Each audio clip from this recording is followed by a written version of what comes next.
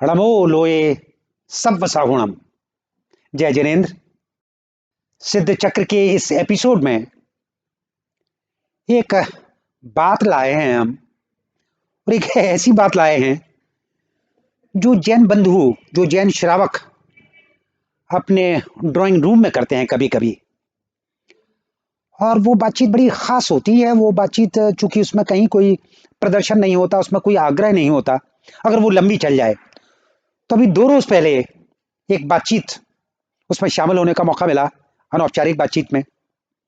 उसमें एक डॉक्टर थे, अच्छे पढ़े लिखे बड़े मेधावी डॉक्टर, जो अपने समय में बड़े मेधावी विद्यार्थियों में शामिल रहे। वो जैन थे। दूसरे इंजीनियर थे, आईआईटीएन है, वो आईआईटी कानपुर के प्रोडक्ट हैं। और उन दोनों की बातचीत में ऐसा मसला आया जिसमें कि जैन धर्म का एक मुख्य पाठ वो आ गया। और वो पाठ आया कार्य कारण संबंध। वो बातचीत ये कर रहे थे कि भाई ये जो व्यवहार हमारा है, जो हिंसा हो रही है, उस हिंसा से निपटने के लिए जैन दर्शन के पास क्या है और वो कैसे देखती है। तो उसमें बात उठी कि भाई अहिंसा का व्रत वो हमारे प्रमुख, मतलब 5 जो महाव्रत हैं उनमें है, अणुव्रत में भी है। और वो व्रत देकर हम इसको साधने की बात करते हैं।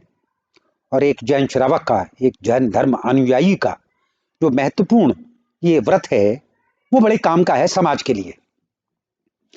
तो वो उन 2 विद्वानों की, एक डॉक्टर एक इंजीनियर, उनके बातचीत में ये आया कि कार्य कारण संबंध में ये ध्यान रखना पड़ेगा कि भाई हम खास तौर पर देख लें कि ये होता है तो इसका असर ये होता है।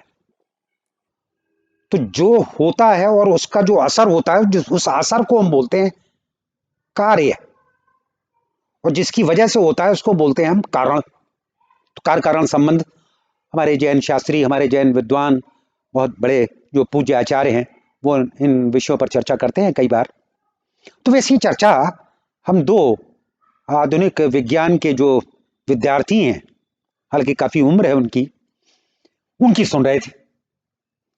तो उन्होंने एक बड़ा सवाल उठाया कि भाई हमारे पास जो 5 महाव्रत हैं, 5 अणुव्रत हैं, उनमें जो 2 हैं, ये अपरिग्रह और अहिंसा, इनको हम लगाकर देखें क्या कार्य कारण में।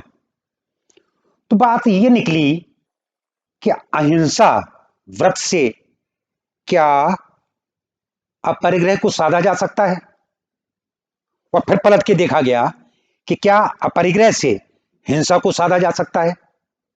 तो बात सामने आ गई, और वो बात ये आ गई कि हिंसा होती ही परिग्रह के लिए है। हिंसा के लगभग सभी रूप, अगर वो मनोरोग नहीं है, वो परिग्रह के लिए ही है।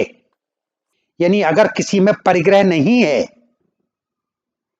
तो हिंसा की संभावना वहां पर कम हो जाती है, कई बार समाप्त हो जाती है, जैसे हम अपने जैन मुनियों में देखते हैं, आचार्यों में देखते हैं।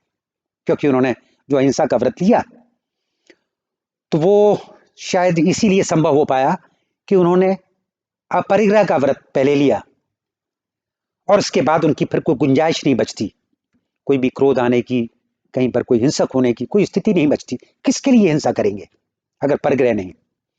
तो वो जो बातचीत थी, उस बातचीत से निकलकर ये आया कि अगर हम परम धर्म की बात कर रहे हैं, अगर हम अहिंसा को परम धर्म कह रहे हैं, तो थोड़ी देर के लिए ये सोच के देखें कि अगर हम ये कहना शुरू करें कि अपरिग्रह परमो धर्म, तो क्या यह संभव है कि अपरिग्रह को साध लेने के बाद हिंसा खुद ब खुद सध जाएगी, अहिंसा का पालन खुद ब खुद होने की स्थिति बन जाएगी।